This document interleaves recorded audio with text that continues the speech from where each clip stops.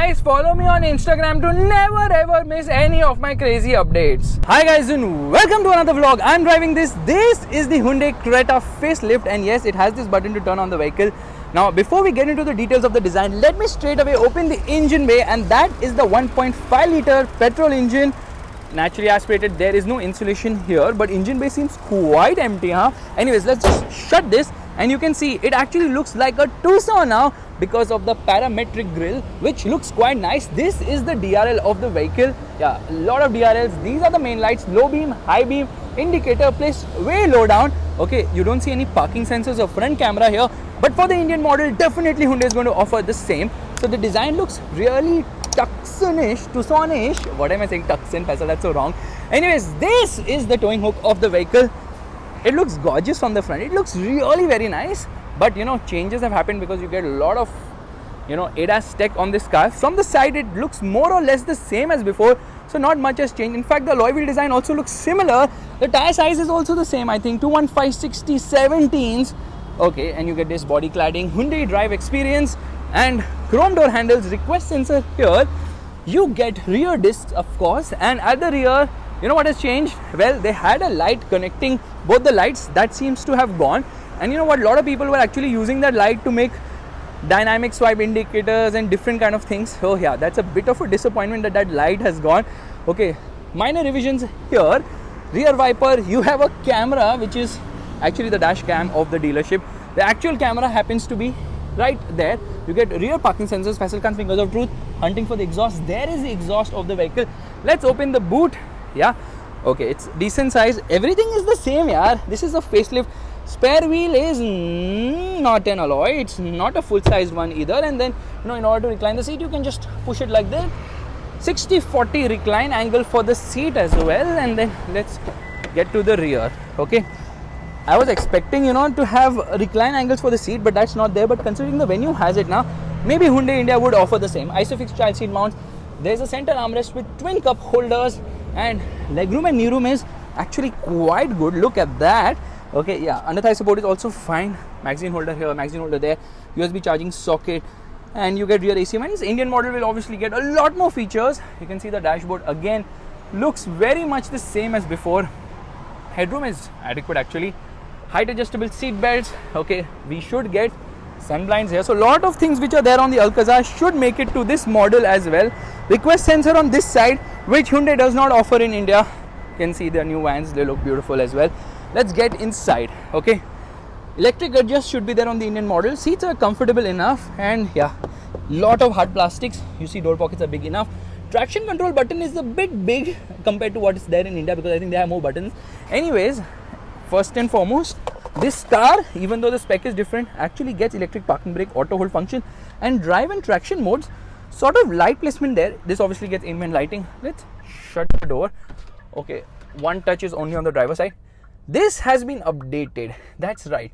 The instrument cluster has been updated, and there you can see, similar to the one which we see on the Alcazar, multi-information display in the center, and then easy to browse through this. Yeah, that was for the ADAS function. Okay, tire pressure monitor, all that is there. Steering wheel is adjustable both for reach as well as a rake. Meanwhile, this is an 8-inch system with physical controls here, but in India we get 10.25-inch on the top model without physical controls, because everything is on the touch, of course. This is not auto dimming.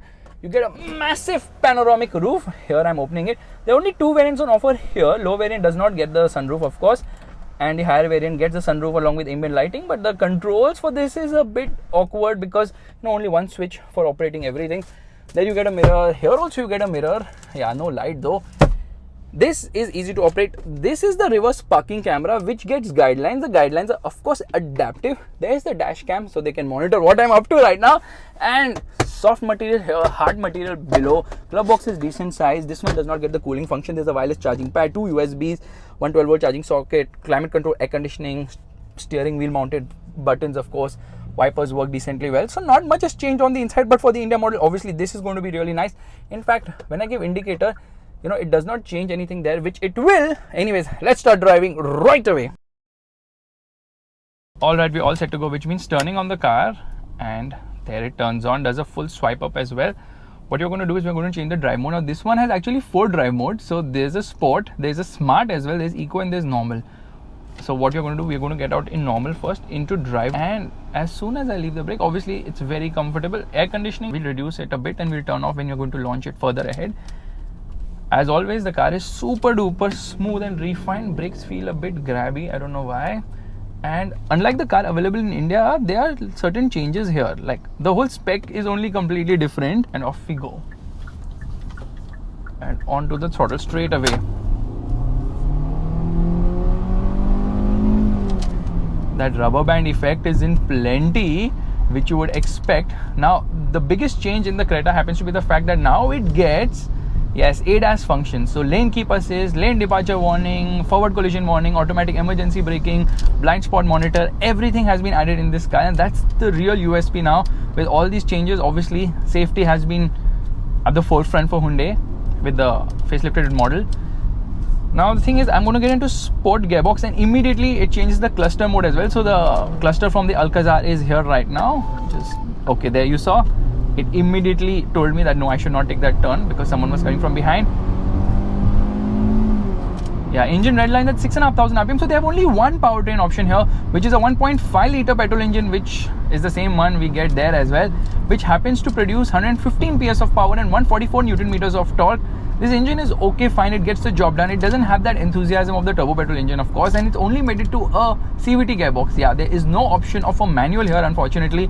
So that's the thing. But unlike in India, here you actually get traction and drive modes, which you do not get with this regular 1.5 liter engine, which is quite exciting actually, because in sport mode it obviously feels more sprightly. In eco mode you can try to conserve fuel. Now this gearbox is smooth, okay, but it's not very quick with shifts there. It's telling me blind spot monitor not to make a turn. So it's not the quickest in terms of shifts, but it gets the job done. And then you don't have paddle shifters, but you can manually take control of things if you want. And as soon as I downshifted, I don't know why, it changed the cluster mode as well. Engine becomes quite vocal, higher end of the rev range, but it's a very smooth and a very refined engine, like unbelievably smooth lower down the rev range. It's peppy enough. Mid range isn't as strong as a turbo petrol engine, and in the top end it really doesn't have much grunt because you can hear it becomes quite loud there. So it's a no-nonsense car, especially with this engine. Obviously, you're better off with the diesel, which is not available here, or the turbo petrol engine, which has really nice performance. I hope they offer a manual with the turbo petrol engine, which they did not do it, but Kia did with the Seltos. And then I recently drove it in the Carens, and I really like the way the engine performs. Wheel spins like crazy. Here you can turn off traction control. Nothing really is going to happen as such. Now the spec is a bit different here. You do not get the top spec thingy. We have to take a U-turn. Alright, so we have to take a U-turn right now. Another interesting thing is this car actually comes from Indonesia. I was expecting it to be coming from India because India is also a right-hand drive market. So yeah, but no, that's not the case. It's showing me that if someone is coming, cross traffic alert is also there in this car. That's quite interesting. Fuel efficiency would be somewhere between 10 to 14 kilometers per liter. Can drop to single digit numbers in stop and go traffic. So yeah, fuel efficiency is okay, fine. If you're looking for better efficiency, obviously diesel is the pick any day. Now handling is same as before. In fact, it drives the same as before, which means there is body roll, of course, and the steering wheel is light and weighs up decently when at high speeds. Not the one which gives you a lot of feel or feedback as such. And get into the gas. Actually, we should just shift to sport mode. There we are into sport mode. Yeah, engine becomes quite vocal. The traction control button is so big. I just turned it off. Not that it's going to change anything at all, but yeah, it just helps to prevent wheel spin when you launch it off the line. And since this engine is not very exciting as such, I'm not really going to launch it off the line. So Hyundai is expected to bring the Creta facelift in the next few months. I think they're going to get it in the first quarter of next year, and the pricing will obviously increase slightly, obviously, but ADAS will be offered in top spec variants. And I don't think they're going to offer it with this particular engine, but they will definitely offer it in the top spec variant. So now there will be no car in the segment which will not have ADAS function other than the Harrier and the Safari, of course, but they will also get it soon, and obviously Hector is also going to get it soon. This engine is smooth, it's free revving, it's very linear in its power delivery. It doesn't really scare you silly, it doesn't make you like push you back into the seat and be like, okay, now something's happening. No, none of that happens. It's, for the most part, it's very refined. In fact, it's better to drive this car in regular drive mode than to put it into manual mode or in sport mode, because the higher the gear, the ratio it is driving in, the better it is. Otherwise, you're stuck with that rubber band effect, and that rubber band effect can be quite disturbing because it keeps spinning, making a lot of sound as well. So horn, okay types. I shouldn't be honking on Thailand roads, but never mind. You know what? Nobody honks at all here. So here we go.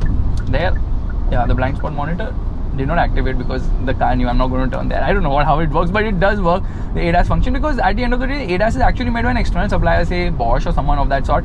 So everything is same, you just need to pay royalty for the systems. Now, I don't understand what exactly is this smart drive mode which they have. So here we are, smart. So I don't know. Oh, there you see lane keep assist is also blinking that light, and then rear cross traffic alert is also blinking. So a lot of safety tech. It's quite exciting. In terms of airbags, it gets 6 airbags, and I hope Hyundai's also worked on the body shell of the car. So in terms of overall safety and strength and structural rigidity, it will be fantastic. But the drive experience is exactly the same as the the pre-facelifted model. That's how it drives. There's no difference as such. So yeah, you don't why would they make any change to the suspension or the chassis? And obviously the ride is very good on such roads. In India also the ride is very good. So the ride quality of this car is very nice. The suspension is very refined, and all that really adds to the experience of driving a no-nonsense smooth car, which is quite reliable, tried and tested. And then Hyundai's sales and service network is fantastic, plus the warranty is also good. So all that comes together. Quality levels are good for the most part. Obviously that hard plastic bit is still not gone. It's not going to go because they have to bring it to a price. And over here I've not really seen many Cretas, and Seltos though is not sold only at all. So we have to go down the bridge before traffic U-turn. Okay, so from below take a U-turn under the bridge, right?